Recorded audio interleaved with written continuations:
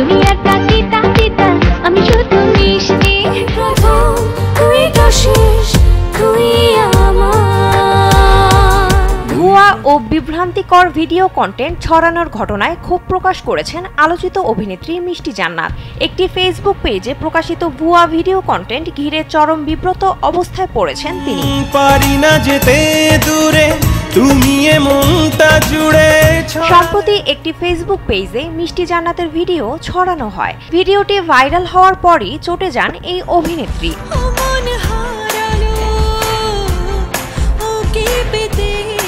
এ প্রসঙ্গে মিষ্টি জান্নাত বলেন, বেশ কয়েকদিন ধরেই লক্ষ্য করছি কয়েকটি পেজ থেকে আমার নামে উদ্দেশ্য প্রণোদিতভাবে মিথ্যে ভিডিও কন্টেন্ট ছড়ানো হচ্ছে। সর্বশেষ একটি ভিডিওতে বলা হয়েছে আমি নাকি বিদেশে খদ্দেরের সঙ্গে ধরা খেয়েছি। এমন ভিত্তিহীন তথ্য ছড়ানোর পর থেকে আমাকে অনেকেই কল দিচ্ছে, নানা প্রশ্ন করছে, যা ভীষণ বিব্রতকর।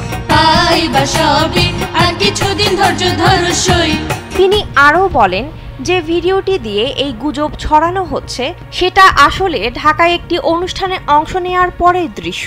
আমি তখন আমার ম্যানেজারের সঙ্গে গাড়িতে উঠছিলাম।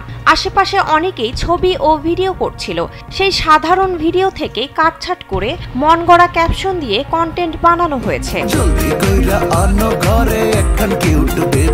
এ সকল বিভ্রান্তিকর কন্টেন্ট ছড়ানো পেজ ও কন্টেন্ট ক্রিয়েটরের নাম উল্লেখ করে আইন প্রয়োগকারী সংস্থার কাছে অভিযোগ জমা দিয়েছেন মিষ্টি। জানিয়েছেন ভিউ ব্যবসায়ীদের রুখতে তার এই আইনি পদক্ষেপ নেওয়া। এর আগেও 127 জনের বিরুদ্ধে মানহানি মামলার সিদ্ধান্ত নেওয়ার কথা জানিয়েছিলেন মিষ্টি। বিনোদন ডেস্ক, কালবেলা।